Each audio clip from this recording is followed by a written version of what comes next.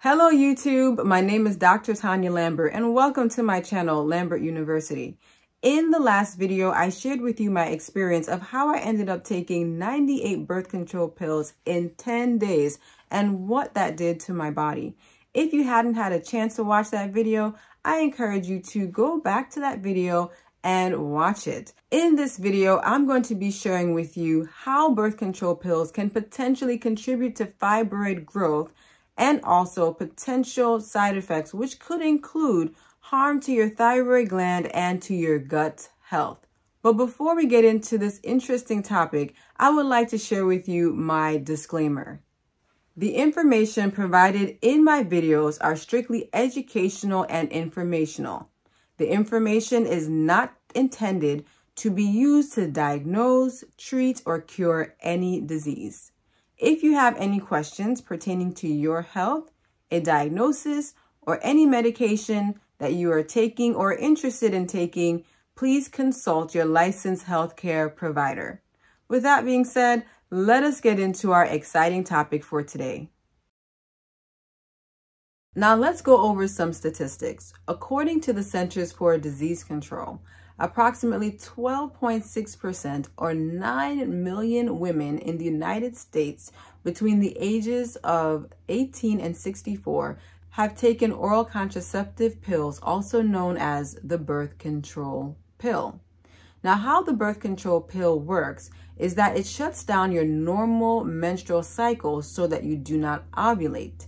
While the scientific literature does not say that the birth control pill contributes to fibroid growth, the fact that the oral contraceptive pill does shut down your menstrual cycle and contribute to hormonal imbalance suggests that it probably can.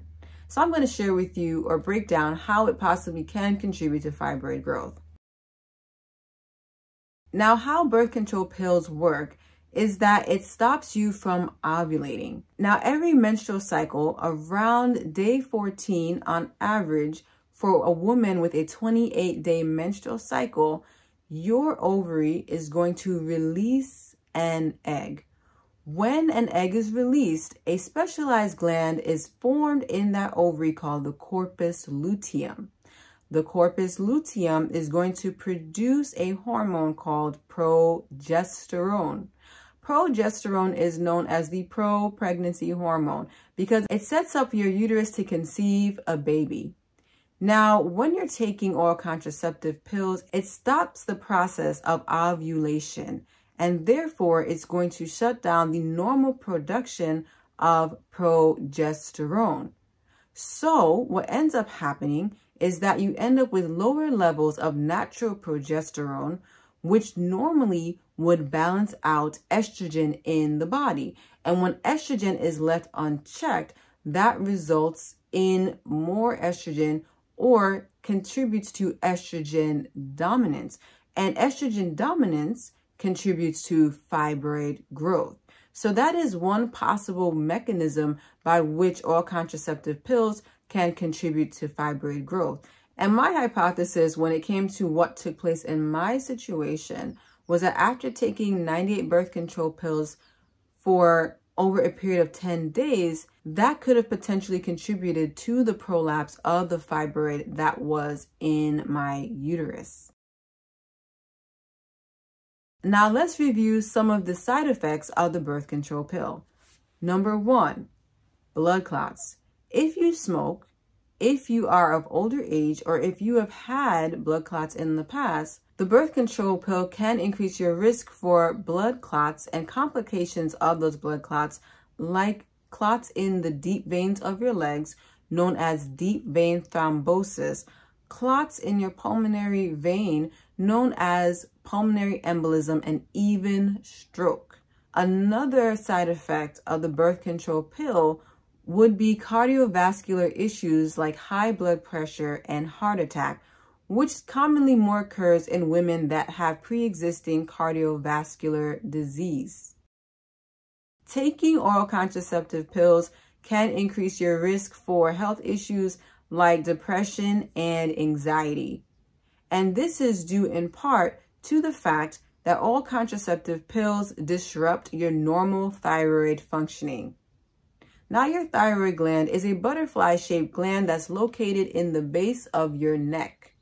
It produces thyroid hormone, which affects the functioning of every single cell in your body. And for women, the thyroid hormone affects the 3 M's of our bodily functions, which include our metabolism, our moods, and our menstrual cycles. Now, according to the American Thyroid Association, about 20 million Americans have thyroid disease, and 60% of them don't even know that they have it. In fact, women are 5 to 8 times more likely to develop thyroid disease than men, of which Hashimoto's or hypothyroidism is more common. Now, how the birth control pill contributes to thyroid disease in women is that it depletes our bodies of essential nutrients that are needed for proper thyroid functioning. For example, the birth control pill depletes your body of selenium and zinc. Selenium and zinc are required for the proper conversion of the inactive form of thyroid hormone known as T4 to the active form of thyroid hormone known as T3. Zinc in particular is required to help the receptors for thyroid hormone on your cells to respond properly to thyroid hormone. And B vitamins, which are also depleted by the birth control pill, are required for the proper synthesis or production of thyroid hormones. Birth control pills also increase a protein in the blood called thyroid binding globulin. Thyroid binding globulin is going to bind to the thyroid hormone and make it less accessible to the cells that need it to function properly. So it's so important that we understand how birth control pills negatively impact our thyroid and how it can potentially contribute to thyroid disease. Now, some women may notice impaired thyroid functioning shortly after beginning a course of oral contraceptive pills. Some women may experience symptoms of hypothyroidism, which include hair loss, heavy menstrual bleeding, weight gain, symptoms of anxiety and depression, as well as cold intolerance in which you feel cold a lot of the time or most of the time. Some women may experience symptoms of hyperthyroidism, in which case they may notice that they tend to experience heat intolerance where they feel hot and sweaty. They may experience hair loss, weight gain, insomnia in which they are not sleeping very well at night, and even scant or lighter than usual menstrual periods.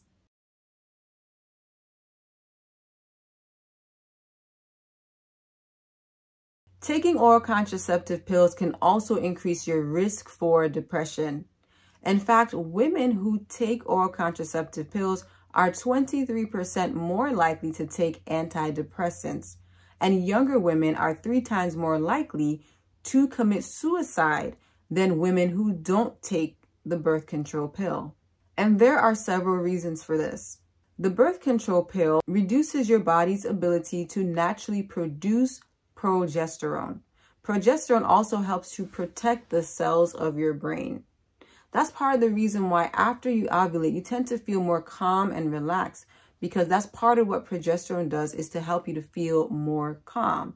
And that's another part of the reason why women who are pregnant, who have more progesterone, tend to feel more calm and relaxed as well. But when you're on the birth control pill, your ovaries are not able to produce adequate levels of natural progesterone. Another reason why birth control pills contribute to the development of depression and anxiety is that it interferes with the metabolism of an amino acid called tryptophan. And tryptophan is needed in the body to produce neurotransmitters like serotonin. Serotonin helps you to maintain a happy mood. Also, melatonin. Melatonin helps you to get a good night's rest. And also a metabolite of tryptophan metabolism called kynureninic acid, which helps to protect the cells of your brain. Another major side effect of the birth control pills is the disruption of your gut health. Taking birth control pills wreaks havoc on your gut, In fact, oral contraceptives disrupt your gut microbiome. Now, your gut microbiome consists of the bacteria, the viruses, and the fungi that normally colonize your gut to keep you healthy. But with the birth control pills, it can cause a condition called gut dysbiosis, which results in an imbalance of good versus bad gut bacteria and can contribute to a condition called leaky gut syndrome. What is leaky gut, you ask? So leaky gut is when the lining of your gut, basically your small intestine and your colon, is disrupted, which allows for bacterial cells, undigested food particles to enter your bloodstream, which contributes to inflammation and chronic disease. So some women who are taking the birth control pill may be experiencing symptoms of constipation, diarrhea, gas, bloating, which can also contribute to other issues like acne and eczema. So overall, taking the birth control pill can totally destroy your gut health and contribute to other health problems. The last chronic health issue that the birth control pill can contribute to that I will mention in this video is cervical cancer. In fact, in one study, it was found that taking the birth control pill for at least 5 years can increase your risk for cervical cancer by 10%. If you continue to take the pill for 5 to 9 years, that could increase your risk for cervical cancer by 60%. And continued use of the birth control pill beyond 10 years can double your risk of developing cervical cancer. It is hypothesized that oral contraceptive pills can increase your risk for cervical cancer by allowing the cancer-forming strains of HPV, notably strains 16 and 18, to persist in the cells of your cervix, increasing your risk for cervical cancer. All right, sisters, so that brings me to the end of this video, and I want to summarize by saying that while taking oral contraceptives might help with reducing the symptoms of fibroids, more specifically the heavy bleeding, taking birth control pills does not come without risk, as it can increase your risk for blood clots. It can promote fibroid growth.